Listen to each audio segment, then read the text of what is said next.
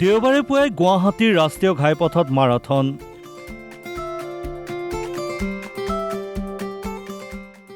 অনুষ্ঠিত প্ৰেৰণা ISOWA গুৱাহাটী মাৰাথনৰ দ্বিতীয় সংস্কৰণ।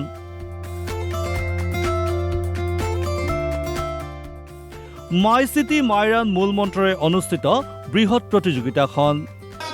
3, 2, 1!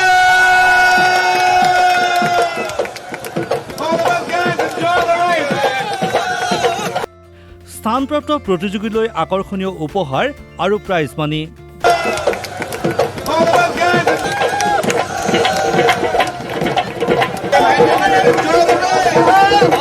গুৱাহাটীত আগশাৰীৰ মাৰাথন প্ৰতিযোগিতা। দেওবাৰে সৰুসজাইস্থিত ইন্দিৰা গান্ধী এথলেটিক ষ্টেডিয়ামত অনুষ্ঠিত হয় দৌৰৰ এই বৃহৎ প্ৰতিযোগিতাখন। এই প্ৰতিযোগিতাখনৰ বাবে গুৱাহাটীত দেখা গ'ল এক ব্যস্ততাপূৰ্ণ পৰিৱেশ। মাই চিটি মাই ৰান মূল মন্ত্ৰৰে অনুষ্ঠিত এই প্ৰতিযোগিতাখনত অংশগ্ৰহণ কৰে ৰাজ্যখনৰ উপৰিও বহিৰাজ্যৰ সহস্ৰাধিক দৌৰবিদৰ উপৰিও সৰ্বসাধাৰণে। পুৰুষ মহিলা উভয়ৰে বাবে মুকলি এই প্ৰতিযোগিতাখনত অন্তৰ্ভুক্ত কৰা হয় 42 কিলোমিটাৰ দৈৰ্ঘ্যৰ ফুল মাৰাথন, 21 কিলোমিটাৰ দৈৰ্ঘ্যৰ half marathon, 10 kilometre city run, 5 kilometre joy ৰানৰ উপৰিও 1 কিলোমিটাৰ ভাৰ্চুৱেল দৌৰ।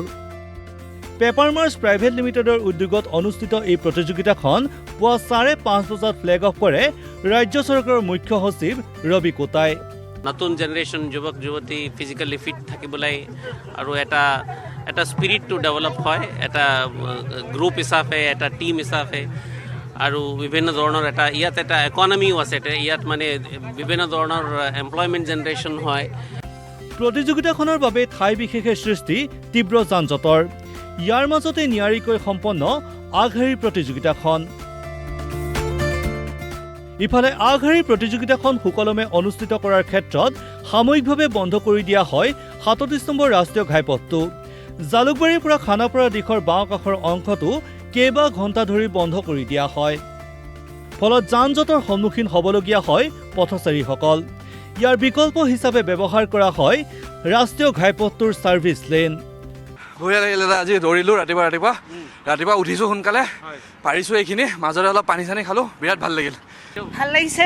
লাষ্ট ইয়াৰো কৰিছিলোঁ, এইবাৰো কৰিছোঁ, কিন্তু এইবাৰ বহুত ভালকৈ ধুনীয়াকৈ কৰিব পাৰিছোঁ। ৰ'দটো কাৰণ ক্ল'জ হৈ গ'ল এটা ছাইড। ভাল লাগিছে কৰি পিনে। বহুত পাৰ্টিচিপেট কৰিছে, ৰানাৰ্ছবিলাকেও আহিছে, ৰানাৰ্ছৰ বাহিৰৰো আহিছে। আমিতো এভৰি টাইম কৰিয়ে থাকোঁ। সুস্থ সবল দেহ নিৰোগী স্বাস্থ্যৰ অন্যতম মাধ্যম হৈছে দৌৰ। তেনেস্থলত বিগত বৰ্ষৰ পৰা অনুষ্ঠিত হোৱা প্ৰেৰণা ISOWA গুৱাহাটী মাৰাথনৰ দৰে আগশাৰীৰ প্ৰতিযোগিতাখন বহুতৰে বাবে হৈ পৰিছে প্ৰেৰণাৰ উৎস। কেমেৰা পাৰ্চন ঋতু শইকীয়াৰ সহযোগত সমীৰণ শইকীয়া আৰু ইমৰান হুছেইনৰ ৰিপৰ্ট DY 365।